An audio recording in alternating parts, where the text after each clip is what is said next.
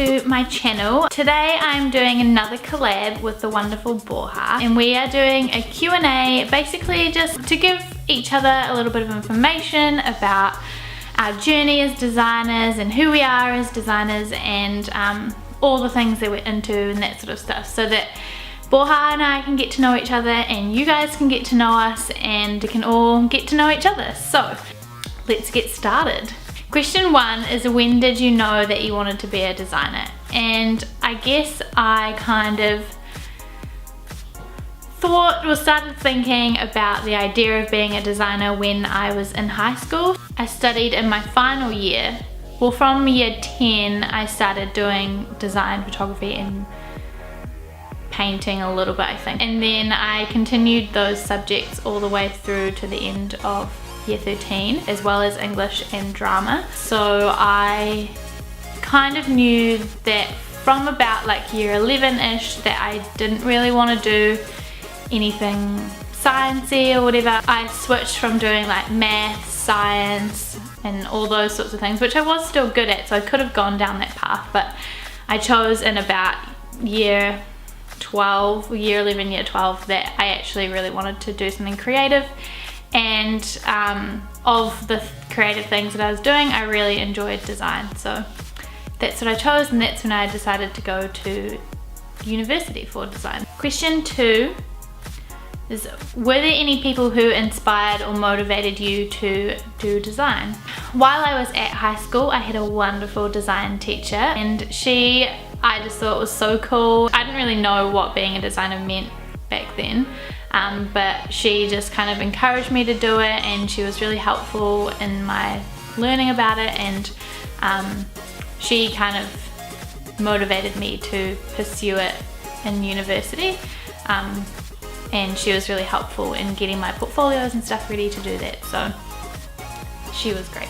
Question 3 is, what and or how have you studied to be a designer? So obviously, like I said, I did design, photography and painting in high school, and then I've also just completed last year my Bachelor of Design, majoring in visual communication design with honours. Question 4 is, what is your favourite type of design to work on? And I kind of have struggled to niche down on what my favourite thing is, because I just kind of love designing in general, but my favourite thing that I've loved for like a really long time is typography and lettering. So I always get really excited when I do stuff that involves that. That's like my goal, I think, in life, to be doing that.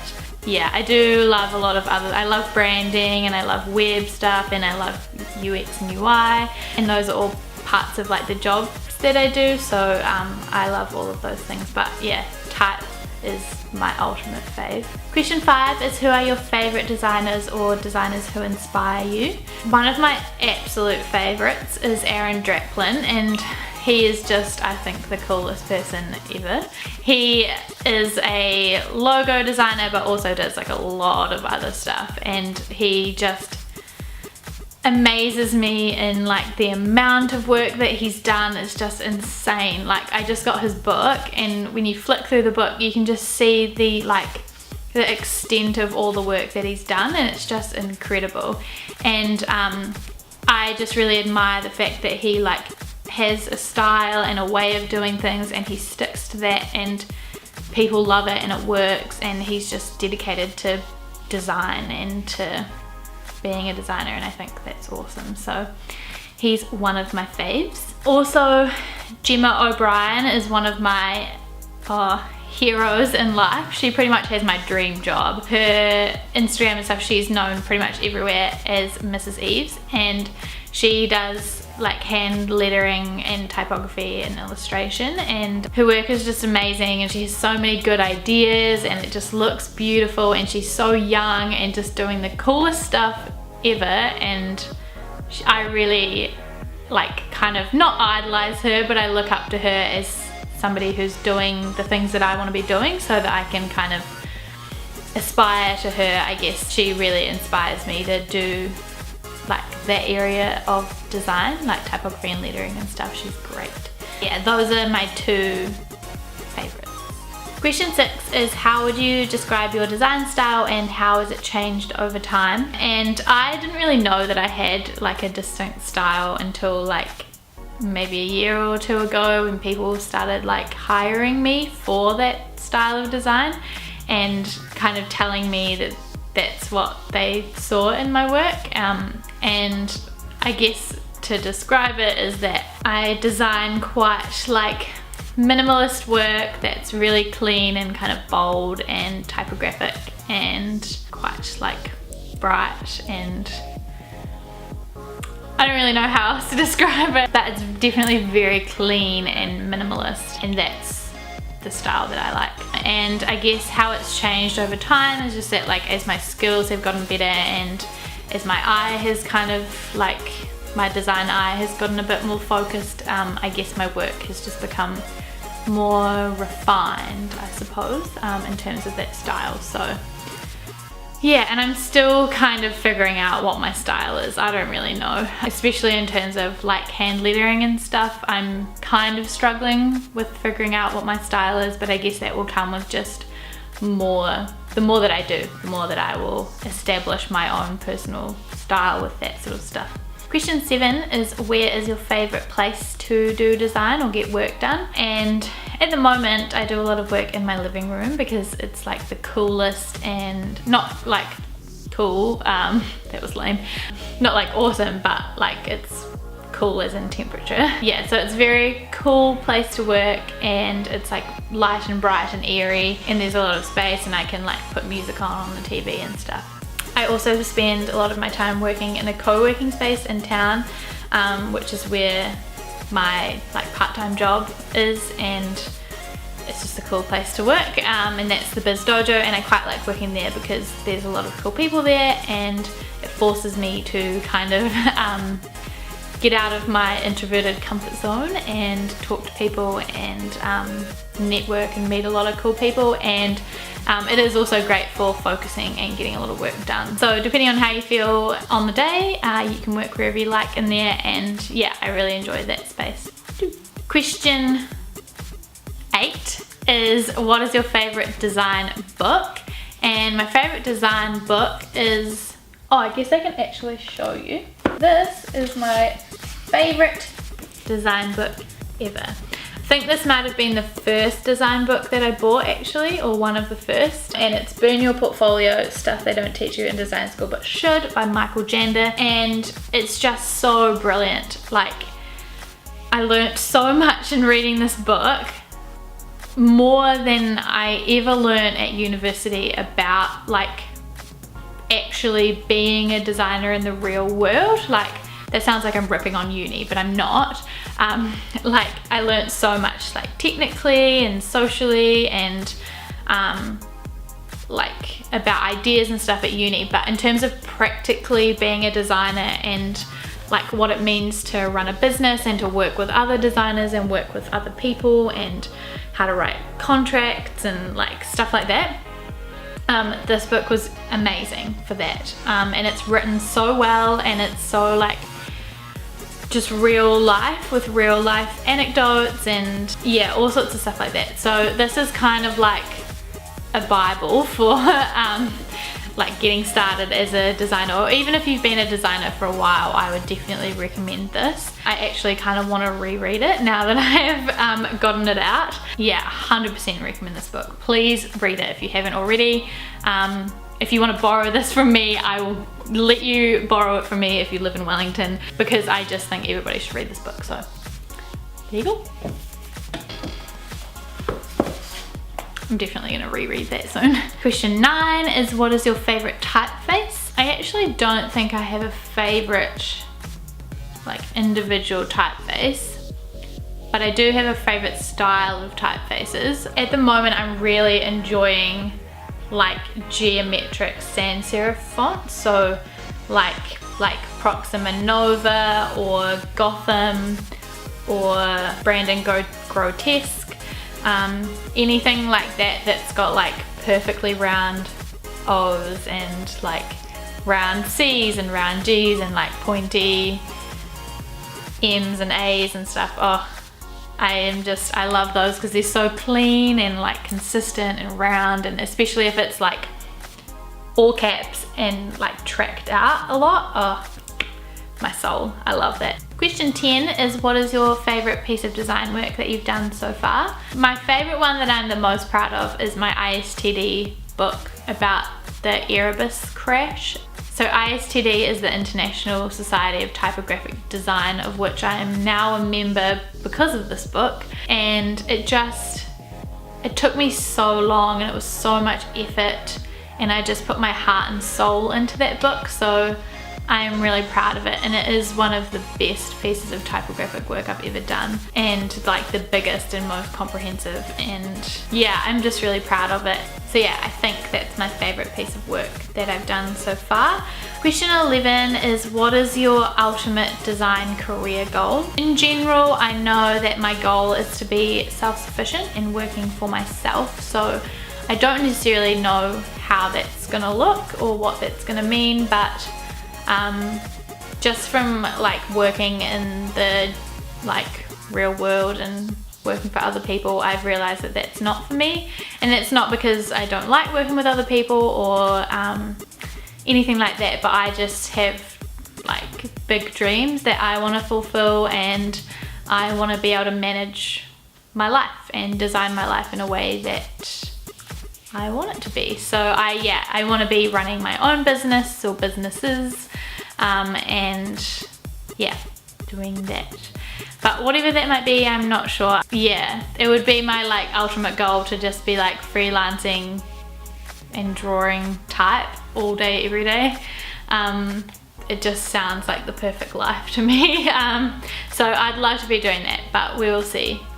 Nobody knows where the future will take me or what it will hold, so I'm open, but for now, I just know that ultimately I just want to be doing my own thing. Question 12 is, what is something you've always wanted to design? And I think it would be sick to design a typographic mural. Like, I'd love to paint like a big wall with some type somewhere.